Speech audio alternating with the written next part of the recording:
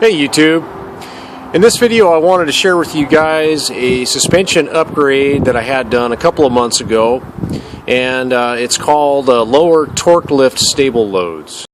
Alright, so these are the lower Stableloads that I had installed on the truck.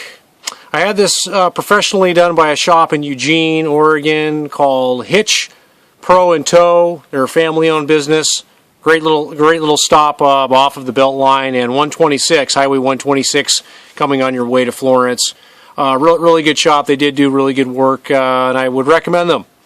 So let's talk about the Stableloads. This is a product by a company called Torklift. They're very well known in the truck camper industry they build a lot of suspension products and truck camper tie downs, and they've got their own designs, and they have some really good high quality products in my opinion.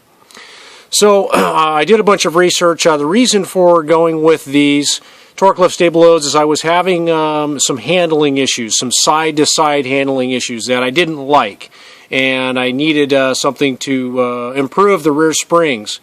And I do have airbags on this truck, and I also did not like how the truck was performing with the airbags on the truck. It was, even with the airbags inflated all the way, I was still getting a little bit of sway with it, and I experimented with different air pressures in the airbags, and I still wasn't very happy with the overall performance of the way this rear suspension was handling. So in doing a little bit of research on some of the truck camper forums, and also talking with some of you guys in the comment section, the Stableloads seem like, for my truck and my application and my problem that I'm trying to solve, that this would be the best place to start. Do one thing at a time, correct one thing at a time before you try to just start replacing things for the purpose of replacing them. This truck also does have a factory sway bar on it. It's a pretty good size, and with it being a dually truck, I think I could get a bigger sway bar, but I'm going to just try with these Stableloads first, and I really think they're going to eliminate my problem. Now, these are the lower ones. They also have upper Stableloads, which on the upper Stableloads, you can see this is the factory bump stop. The upper ones, they're just a thicker block that replaces this factory bump stop. And it's just going to basically limit your travel more and reduce the distance between the bump stop and the overload spring.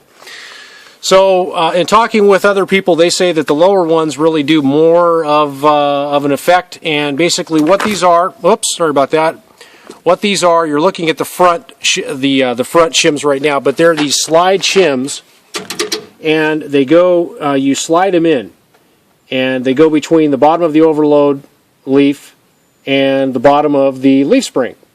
And it basically, it puts a shim in there, and it stiffens up the springs. It prevents them from flexing more. They don't flex as much, and that was part of my problem. I needed something to fill in that gap of spring flex suspension. So let's go and look at the rear ones. Okay, so you're looking at the rear ones. This one's going to give you a little better idea of what they do. Got a pull pin here, and then they simply slide in like that, and then you put the pin back in, cotter pin, and that's all you have to do. So when the truck camper, you're going to do this with the truck unloaded. You're going to actuate these with it unloaded, and then when the camper goes on there, the spring's going to compress. And it's not going to go down. It's only going to go down that far. So I limited the amount of spring travel, which is going to stiffen up the springs in the ride, and I think take away some of that sponginess that I was getting, and that sway. Okay, and then they also say that when you do this, your the amount that you need to inflate your airbags goes down dramatically. You don't need to inflate them as high, these high pressures. So I'm thinking I may only have to run 20-30 pounds in the airbags, which is pretty good. So it's going to give me a little bit more adjustability there. And a lot of people that say they install these, a lot of them just install these Stableloads, and they don't even install the airbags. That's what they're doing on a lot of the trucks now. So they seem to be getting away from the airbags and going to this Stableload system. So we shall see. I have not yet had the truck camper on the truck with these to test them out, test the performance out, so I cannot give you an honest feedback response at this time. But when I do get the camper on the truck and out on the highway, I'll definitely report back and let you guys know.